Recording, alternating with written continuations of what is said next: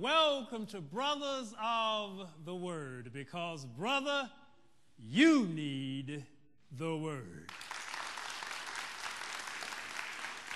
And today, as I stand before you to speak, I'm smiling a little bit. You're watching this perhaps on television. I'm just beginning. But normally before I speak, I'll always come up, have a few comments, make a prayer. But God just told me, you just start straight out. No preview, no nothing. And I didn't understand it until I looked behind me and I saw James running behind me, and there was a computer error on the background screen. And then I realized, because I had to wait until the choir came down before I began, if I had done my normal, that screen would have been messed up. And I would have started. So I started smiling because I realized God knows all of these little kinks and quirks. And sometimes he'll tell you something that seems to make no sense, is totally out of the normal scheme of things. And it's only as you see it unfold that you begin to halfway understand his orchestration. And today he simply instructed me to talk about some of the trials that I have gone through dealing with 42. Now, some of you may not be familiar with 42. 42 is the program that we began a few years ago that adds the dietary addition to the 40-day miracle. Over 100,000 people across the world have done the 40-day miracle, and 42 begins January 1st every year and July 1st every year, and it consists of 6 weeks, and one of those weeks happens to be 7 days of nothing but water. And as I was ending the 7-day water portion, which is physically the most difficult portion, God spoke to me and he said, I want you to go somewhere special to have your first meal. And I was thinking to myself, where is someone or somewhere special? Where do you go? If God spoke to you and told you, I want you to go somewhere special, where would you go?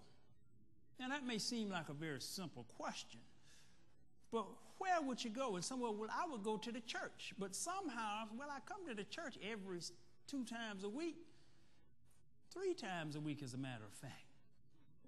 And somehow I knew when he meant special, it was somewhere that I didn't normally go.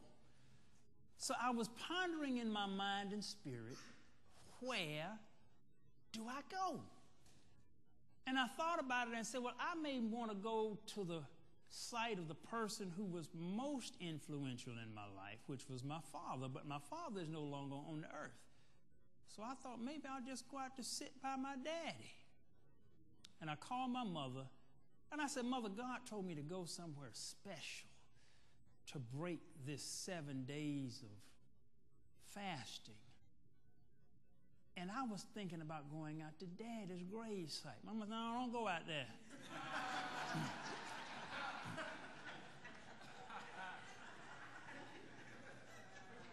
and that's why I called Mama, because sometimes you need, when you can't hear, and God didn't tell me where to go. He said, just go somewhere special. She said, you need to go out to Stone Mountain. And I told Mother, I said, but I don't want to go out to Stone Mountain. I said, I don't want to go out to Stone Mountain because Stone Mountain represents too much prejudice and racial hatred. That's the center and the headquarters traditionally of the Ku Klux Klan. Now, for those of you who are listening and you're not in the U.S. and you don't understand what the Ku Klux Klan, it was the premier, or is the premier organization that promotes racial hatred in America.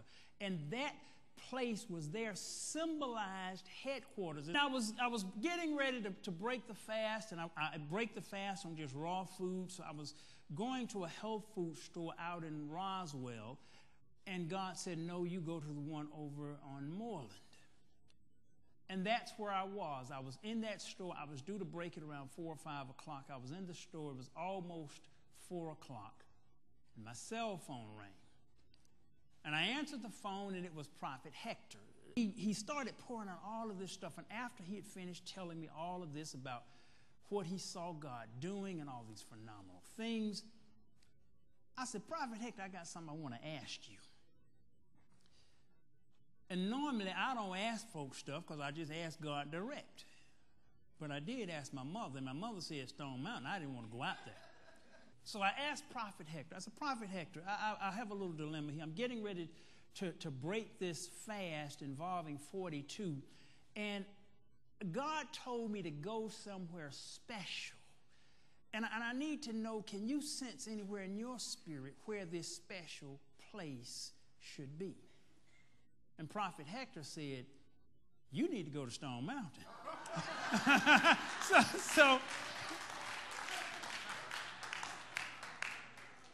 So I said, okay, and that solved it. Sometimes you need confirmation due to your stubbornness and due to your own will. You know, oftentimes the biggest problem that God has to implement his will is us. We stand squarely in his way with our preconceived notions, with our will, with our stubbornness, with what we want to do, and our way. So the thing that was keeping me from Stone Mountain, it was not that I didn't trust my mother. She's one of the wisest people I ever met. It just, I had my own opinion about stuff, and I knew the history of it. I didn't want to go out there. But after Prophet Hector said that, I then realized it was a confirmation. And I got all my stuff, and then I realized that the store that I was in, I went on the internet right quick on my phone and looked at the hours for Stone Mountain. They closed at 5 o'clock. It was after 4 o'clock. If I had gone to the other store in Roswell, it would have taken me well over an hour, and it would have been heavy traffic. I would not have made it by 5 o'clock. I was at the store in Moreland. It was 15 minutes away. So then I began to see the orchestration of God. But when I got in the car, I still didn't particularly want to go to Stone Mountain because of the history of it. And I have no problem with the place, but it just didn't feel right for a sacred, special place for me to break this fast. And I asked God, I said, Lord, why are you sending me there? And I got to be in the midst of all of this racist history to break this consecrated fast. And God spoke something to me that the minute I heard it, I mean, it was serious. And this is what he said.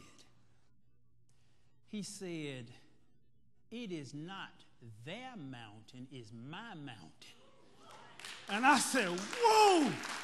I mean, the thing sent a chill through me when I heard it. And I instantly understood and recognized this truth. That mountain has been there for eons before man got there, and it's going to be there long after everybody is nothing but dust and a memory. So he said, that's not their mountain, that's my mountain. So I then began to understand some things, and I just want to talk to you just from some of those experiences, just a few minutes. It's God's mountain. When you understand that some things in life is not really yours, it's God's mountain. And too often we are blocked from what God truly has for us because we think this stuff is ours. And see, that's why even your body would be in better shape when you recognize it's not yours, but it's God's. It's the temple of the Holy Spirit. See, when you treat stuff like this as God's, it's an entirely different matter. There's some stuff you just wouldn't do if you recognized and truly believed this is God's.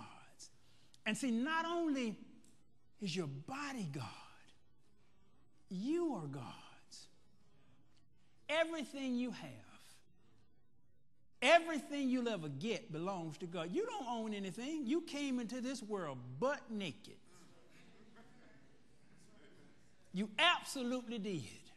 So everything that has been granted, everything that has been given you, everything in this world, everything belongs to the Lord. The earth and the fullness thereof is His. It's all His. And we sometimes get off track when we try to internalize and try to make this stuff ours.